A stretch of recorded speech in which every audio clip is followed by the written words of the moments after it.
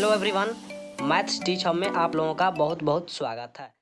तो चलिए आज हम लोग इस वीडियो लेक्चर में डिस्कस करेंगे वेक्टर स्पेस के बारे में। ठीक है, आखिर वेक्टर स्पेस क्या होता है, उसकी क्या क्या कंडीशन होती हैं, वो सारा चीज़ आज हम लोग इस वीडियो लेक्चर में डिस्कस करेंगे। ठीक है, तो चलिए बिना टाइम वेस्ट करते हुए हम लोग बढ़ते हैं अपनी वीडियो की ओर। ठीक है, देखिए सबसे पहले आपको वेक्टर स्पेस समझने के लिए आपको दो चीज़ों का ध्यान रखना बहुत ही ज़रूरी है। ठीक है, फर्स्ट में आपका इंटरनल कॉम्पोजिशन और एक्सटर्नल कॉम्पोजिशन दो में। ठीक है, तो ये क्या चीज़ होती हैं उसको आप समझ लीजिएगा, तो वेक्टर स्पेस में बिल्कुल आपको दिक्कत नहीं होंगी। ठीक है, तो हम लोग फर्स्ट वाला देखते हैं इंटरनल कॉम्पोजिशन क्या होता है।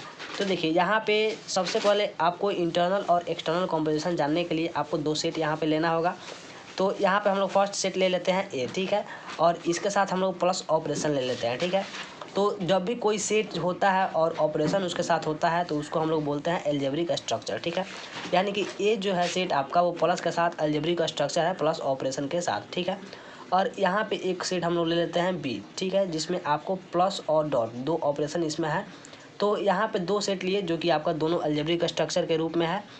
तो सबसे पहले यहाँ पे इंटरनल कॉम्पोजिशन के बारे में देखिए। सबसे पहले हम लोग ए का कोई दो एलिमेंट लेते हैं। सॉरी, जो हमारा सेट ए है इसका हम लोग दो एलिमेंट लिए, यहाँ पे अल्फ़ा और दूसरा एलिमेंट लिए बीटा। ठीक है, अब इस दोनों एलिमेंट को क्या किए, इस प्लस जो है हमारा प्लस के साथ हम लोग ऑपरेट करेंगे यहाँ पे। ठीक है, तो एक नया सेट यहाँ पे नया एलिमेंट यहाँ पे निकल के आएगा हमारा गामा। ठीक है, यहाँ पे इसको आप क्लियर से समझिए। ठीक है, यहाँ पे क्या हुआ, हमने दो एलिमेंट लिया आपका, यहाँ पे एक लिया हमने अल्फ़ा और दूसरा लिया यहाँ पे बीटा, जो कि दोनों एलिमेंट है आपका सेट ए का। ठीक है, तो दोनों को हम लोग इस प्लस के साथ ऑपरेट किए तो हमारा नया एलिमेंट निकल के आया गामा, जो कि ऑल्सो आपका एलिमेंट है किसका, तो सेट ए का। ठीक है, तो यहाँ पे क्या हुआ, इसको हम लोग प्लस के साथ ऑपरेट किए तो हमारा गामा निकल के आया, जो कि आपका बिलोंग कर रहा है सेट ए से। ठीक है, तो इसको हम लोग बोलते हैं, ये प्लस के रिस्पेक्ट में क्या है, इंटरनल कॉम्पोजिशन है। ठीक है, ये प्लस के रिस्पेक्ट में हमारा इंटरनल कॉम्पोजिशन है। ठीक है, यहाँ पे आप नाम से ही समझ सकते हैं इंटरनल कॉम्पोजिशन, यानी कि इंटरनल यानी कि जो हमारा ये क्या है अलजेब्रिक स्ट्रक्चर है, उसी में से हम लोग एक ऑपरेशन लेंगे जो उसमें दिया रहेगा, तो उसको इंटरनल यानी कि खुद के अंदर से ही। ठीक है, तो उसको इंटरनल कॉम्पोजिशन हम लोग बोलेंगे। उसके बाद हम लोग नेक्स्ट समझते हैं एक्सटर्नल कॉम्पोजिशन। तो यहाँ पे देखिए ये जो हमारा बी है, ठीक है, सेट बी है जिसमें दो आपका ऑपरेशन दिया हुआ है, एक प्लस और एक डॉट। ठीक है, तो हम लोग सेट बी से एक स्केलर एलिमेंट लिए, क्या ए ले लिए। ठीक है, चलिए इसको क्या किए हम लोग, इसको क्या किए डॉट के साथ ऑपरेट कराए और एक एलिमेंट लिए हम लोग इस सेट ए का अल्फ़ा। ठीक है, और दोनों को जब हम आपस में ऑपरेट किए तो हमारा नया एलिमेंट निकल के आया बीटा, जो कि बीटा जो हमारा ऑल्सो एलिमेंट है सेट ए का। सेट ए कौन सा, तो ये वाला सेट ए का। ठीक है, तो क्या किए हम लोग एक एलिमेंट लिए ए जो सेट बी का है और उसको डॉट के साथ ऑपरेट किए। डॉट किसका है, तो ये भी सेट, ये हमारा क्या है सेकंड वाला का है, और एक एलिमेंट लिए अल्फ़ा जो कि फर्स्ट वाला का है। इस दोनों को आपस में ऑपरेट किए तो नया एलिमेंट जो हमारा आया बीटा, जो कि हमारा सेट ए का है। ठीक है, जो कि सेट ए का एलिमेंट है। ठीक है, तो इसको हम लोग बोलेंगे डॉट के रिस्पेक्ट में आपका एक्सटर्नल कॉम्पोजिशन है। ठीक है, क्या है हमारा एक्सटर्नल कॉम्पोजिशन यहाँ पे होगा। ठीक है, तो यहाँ पे नाम जो है आपका एक्सटर्नल, तो इससे आप समझ सकते हैं एक्सटर्नल यानी कि इसका एलिमेंट ले करके हम ऑपरेट करा रहे हैं इस ऑपरेशन के साथ, और जो नया एलिमेंट मिल रहा है वो सेट इसी का मिल रहा है। ठीक है, तो उसको हम लोग एक्सटर्नल कॉम्पोजिशन बोलेंगे। ठीक है, तो यहाँ पे क्लियरली आप समझ चुके होंगे इंटरनल और एक्सटर्नल कॉम्पोजिशन क्या है। फिर हम लोग एक बार इसको दोहरा देते हैं। इंटरनल कॉम्पोजिशन यानी कि सेट ए का हम लोग दो एलिमेंट लेंगे और उसको प्लस के साथ ऑपरेट कराएंगे, और जो नया एलिमेंट मिलेगा वो फिर सेट ए का ही मिलेगा, तो उसको हम लोग इंटरनल कॉम्पोजिशन बोलेंगे। ठीक है, एक्सटर्नल कॉम्पोजिशन हम लोग सेट बी का एक यहाँ पे एलिमेंट लिए ए, ठीक है, स्केलर एलिमेंट लिए ए, उसको सेट बी के जो बी के साथ जो ऑपरेशन है डॉट, उसको ऑपरेशन के साथ एक और एलिमेंट लिए अल्फ़ा जो कि सेट ए का है। ठीक है, और इस दोनों को आपस में ऑपरेट किए तो नया एलिमेंट आया बीटा, वो भी सेट ए का ही एलिमेंट है। ठीक है, तो उसको हम लोग क्या करेंगे मल्टीप्लिकेशन के यानी कि डॉट के रिस्पेक्ट में बोलेंगे ये एक्सटर्नल कॉम्पोजिशन है। ठीक है, यानी कि इसका एलिमेंट हमारा आ रहा है और हमारा जो हमारा यहाँ पे ऑपरेशन आ रहा है सेकंड वाले का, यानी कि एक्सटर्नल वाले का हमारा यहाँ पे क्या आ रहा है ऑपरेशन आ रहा है। ठीक है, तो उसको हम लोग एक्सटर्नल कॉम्पोजिशन बोलेंगे। तो यहाँ पे क्लियरली आपका हो गया होगा, क्लियर हो गया होगा हमारा इंटरनल और एक्सटर्नल कॉम्पोजिशन कब होता है। ठीक है, अब यहाँ पे हम लोग समझते हैं वेक्टर स्पेस को। ठीक है, तो वेक्टर स्पेस क्या कहता है, तो यहाँ पे इसको हम लोग देखते हैं। ठीक है, तो सबसे पहले हम लोग क्या करते हैं, यहाँ पे लेट मान लेते हैं हम लोग एफ प्लस और डॉट। ठीक है, be a field and V be any non empty set of vectors, ठीक है। Then the set together with two binary operation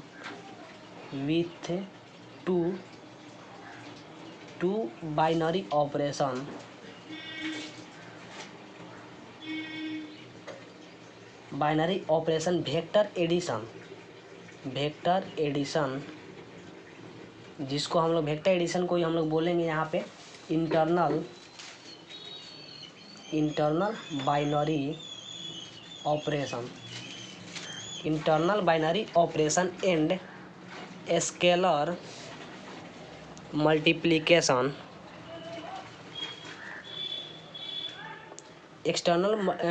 scalar multiplication जिसको हम लोग बोलेंगे एक्सटर्नल बाइनरी ऑपरेशन, ठीक है। तो यहाँ पे is called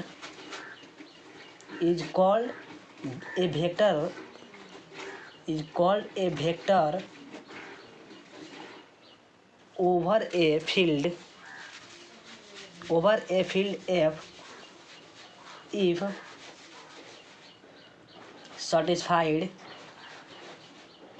satisfied the following condition, ठीक है। तो यहाँ पे इस चीज़ को क्लियर से समझिए। यहाँ पे क्या कि let F plus dot be a field, यानी कि मान लिए एफ प्लस डॉट क्या है, एक फील्ड है, एंड भी क्या है, एक नॉन एम्प्टी सेट्स है वेक्टर्स का, ठीक है। Then the set together with two binary operation vector addition, जिसको हम लोग इंटरनल बाइनरी ऑपरेशन बोलते हैं, एंड स्केलर मल्टीप्लिकेशन, जिसको हम लोग एक्सटर्नल बाइनरी ऑपरेशन बोलते हैं, is called a vector over a field F if satisfy the following condition. ये आपका क्या है, जो कंडीशन हमारा नीचे दिया होगा, अगर पूरे कंडीशन को सेटिस्फाई कर रहा है तब जा करके आपका वेक्टर स्पेस होगा, ठीक है। सबसे पहले तो इसमें एक फील्ड और एक वेक्टर आपको यहाँ पे लेना होगा, ठीक है। चलिए, तो यहाँ पे सबसे पहले हम लोग कंडीशन देख लेते हैं, उसके बाद फिर हम लोग उसके बारे में बात करेंगे, ठीक है। तो सबसे पहला जो आपका फर्स्ट कंडीशन जो होता है V प्लस जो होता है इज एन अबेलियन ग्रुप। तो सबसे पहले यहाँ पे आप क्लियरली समझ जाइए, V plus is an Abelian group होना चाहिए।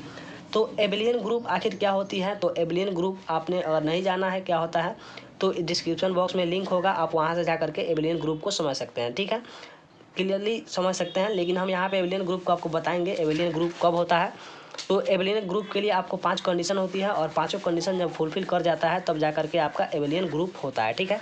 तो कौन कौन से कंडीशन होती है एबेलियन ग्रुप के लिए, उसको भी हम लोग यहाँ पे देख लेते हैं। तो फर्स्ट में आपका यहाँ पे ए में आपका क्लोजर लॉ या प्रॉपर्टीज भी हम लोग बोल सकते हैं, क्लोजर प्रॉपर्टीज दोनों में से हम लोग कोई लिख सकते हैं, ठीक है। तो हम लोग भी जो वेक्टर जो है प्लस के रिस्पेक्ट में एबेलियन ग्रुप होना चाहिए, यानी कि जितना भी हम लोग एबेलियन ग्रुप के लिए कंडीशन देखेंगे सब प्लस के लिए हमारा होगा, ठीक है।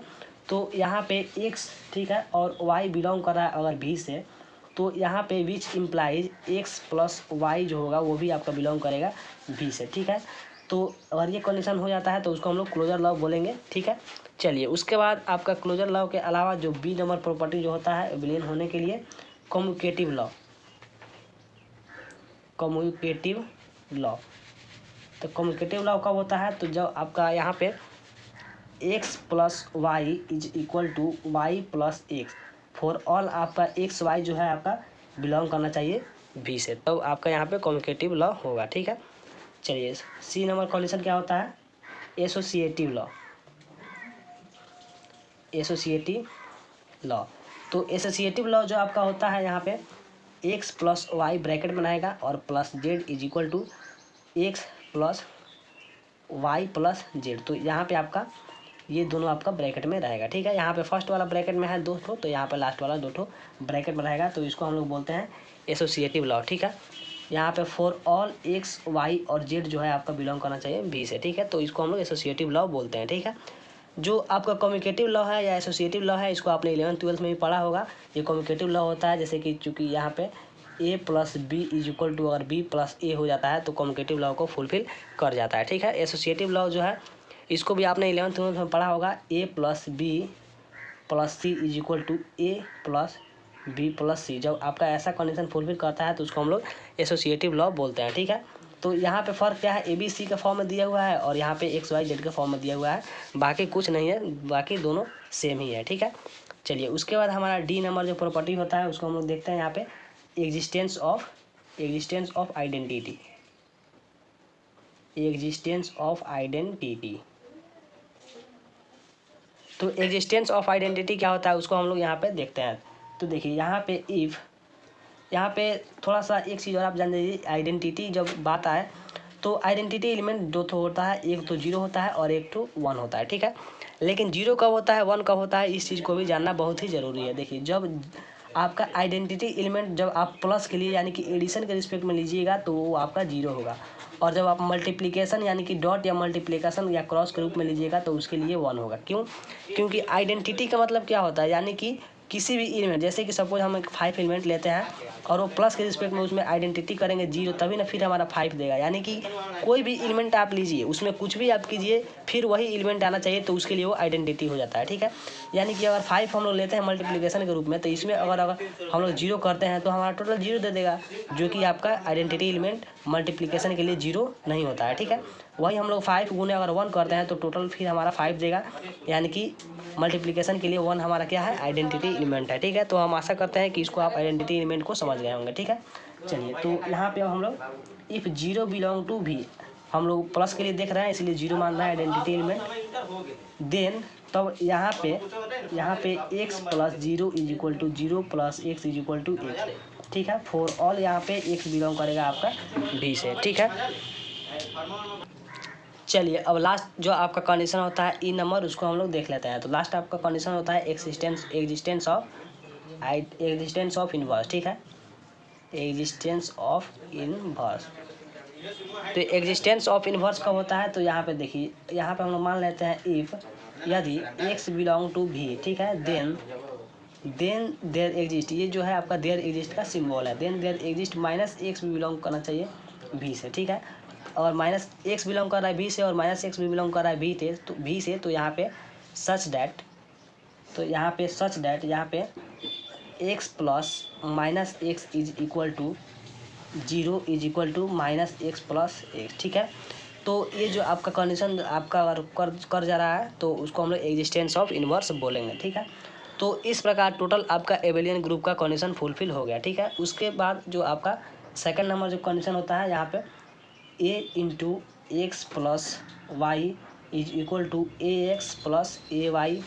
ठीक है, फॉर ऑल एक्स वाई जो है आपका बिलोंग करेगा भी से और यहाँ पे ए बिलोंग करेगा एफ से। ठीक है, यानी कि यहाँ पे देखिए ए इंटू एक्स प्लस वाई, यहाँ पे सिंपल क्या हो रहा है, इससे इसमें गुना हो जा रहा है और प्लस है तो प्लस, और एम ए वाई से गुना हो जा रहा है यहाँ पे। ठीक है, तो ये आपका भी कंडीशन फुलफिल करना चाहिए। थर्ड कंडीशन जो आपका होता है, थर्ड नंबर जो आपका कंडीशन होता है यहाँ पे A plus B into x is equal to, अब क्या होगा, ए से एक्स में गुना होगा तो ए एक्स, और प्लस यहाँ है तो प्लस, और बी से एक्स में गुना होगा तो बी एक्स। फॉर ऑल यहाँ पे ए बी जो है आपका क्या है, फॉर ऑल यहाँ पे ए बी जो है वो बिलोंग करेगा एफ से और एक्स बिलोंग करेगा बी से। ठीक है, तो यहाँ पे ए बी क्या है, एक स्केलर है। ठीक है, तो स्केलर जो भी होगा सब एफ से बिलोंग करेगा और जो भी वेक्टर होगा वो सब बी से बिलोंग करेगा। ठीक है, यहाँ पे एफ क्या है, फील्ड है, और भी क्या है, वेक्टर्स है। ठीक है, चलिए उसके बाद हमारा जो फोर्थ नंबर कंडीशन जो होता है आपका यहाँ पे ए इंटू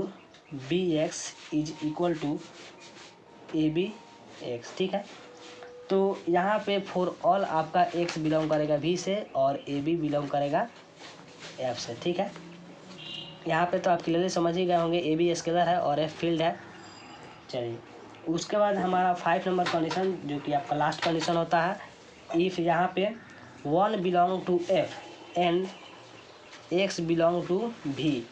ठीक है, देन 1 इंटू एक्स बराबर एक्स। ठीक है, यानी कि 1 जो है आपका बिलोंग कर रहा है एफ से, एफ क्या है, फील्ड है, और एक्स बिलोंग कर रहा है भी से। ठीक है, तो देन तब यहाँ पे 1 में हम लोग मल्टीप्लाई करेंगे एक्स से तो इक्वल हो जाएगा एक्स के। ठीक है, यानी कि तो ये आपका लास्ट कंडीशन होगा। ठीक है, और यहाँ पे इफ़ अगर भी क्या है, V is a vector space, V is a vector space over a field F, if V is a vector space over a field F, then तब we write in symbol V और F ऐसे bracket में, ठीक है। यानी कि भी जो है वेक्टर स्पेस है ओवर ए फील्ड एफ के ऊपर, तो उसको हम लोग राइट यानी कि लिखेंगे कैसे, सिंबल के रूप में। तो भी यहाँ पे छोटा कोष्ठ में एफ, ठीक है। और इसको लिखेंगे तो ऐसे, लेकिन इसको पढ़ेंगे कैसे, तो यहाँ पे रीड एज इसको हम लोग लिख लेंगे, भी is a vector space over a field F, इसको हम लोग ऐसे पढ़ेंगे, ठीक है। तो फाइनली आपका जितना भी कंडीशन था यहाँ 5 तक था, तो 5 तक कंडीशन अगर फुलफिल कर जा रहा है, ठीक है, टोटल कंडीशन, तो वो हमारा वेक्टर स्पेस हो जाएगा, ठीक है। अब यहाँ पे एक छोटा सा हम लोग नोट्स करके लिख लेते हैं, जो कि आपको बहुत ही काम आएगा। तो यहाँ पे नोट में हम लोग लिख लेते हैं, यहाँ पे लिखेंगे द